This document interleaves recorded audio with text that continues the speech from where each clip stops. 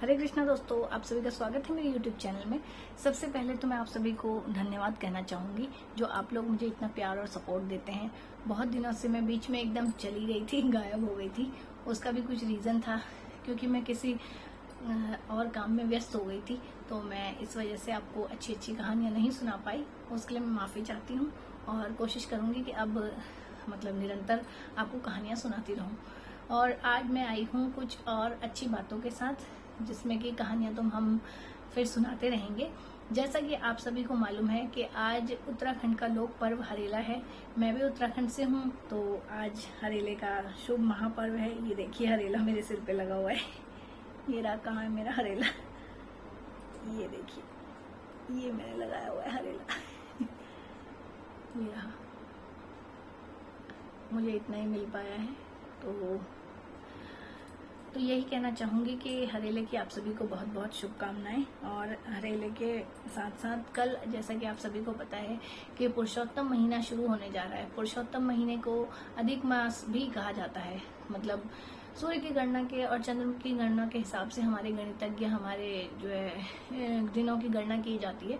तो उसमें हर दूसरे साल, मतलब 2 साल में 33 दिन अधिक निकलते हैं। जो 33 दिन अधिक निकलते हैं उनको फिर एक महीने के रूप में कन्वर्ट किया जाता है। मतलब उनको एक महीने का आकार दिया जाता है। और उससे क्या होता है कि हर तीसरे साल, 2 साल छोड़ के तीसरे साल में अधिक मास की व्यवस्था भगवान ने ही की हुई है। और ये व्यवस्था खास तौर पे तब की गई थी जब भगवान ने जो है नरसिंह अवतार में हिरण्याकश्यपु का वध किया था। क्योंकि जैसा कि सभी को मालूम है, हिरण्याकश्यपु ने वरदान मांगा था कि ना मैं दिन में मरूं, ना मैं रात में, ना मैं किसी महीने में, कोई महीना नहीं होना चाहिए जब मैं मरूं। तो इसीलिए भगवान ने अधिक मास बनाया। तो इस अधिक मास की एक तो कहानी ये है।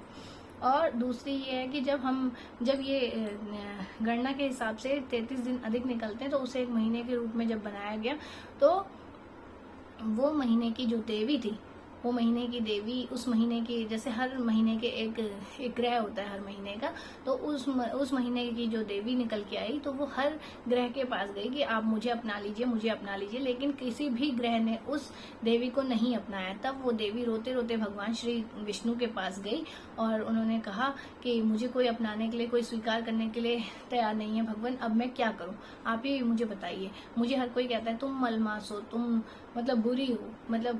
मलमास समझ लीजिए, मल मतलब बहुत ही बुरी चीज।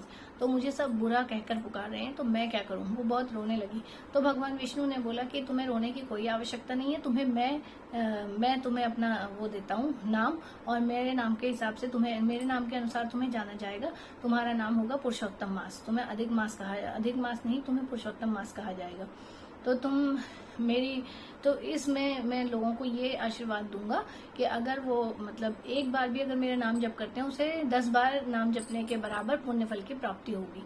तो इससे यही पता चलता है कि भगवान की इस महीने में जितनी अधिक पूजा अर्चना की जाए, जितनी अधिक दान पुण्य किया जाए, जो भी भगवान के निमित्त रहकर हम करते हैं, जो भी भगवान को ध्यान में रखकर हम करेंगे, वो कर्म हमें बहुत 10 गुना अधिक फल देगा। और इसी के हिसाब से, जैसे अधिक मास है, तो इसी के हिसाब से अगर हम किसी से बुराई करते हैं या किसी से लड़ाई झगड़ा करते हैं, तो वो भी हमें 10 गुना अधिक होकर उसका अपराध हमको लगेगा।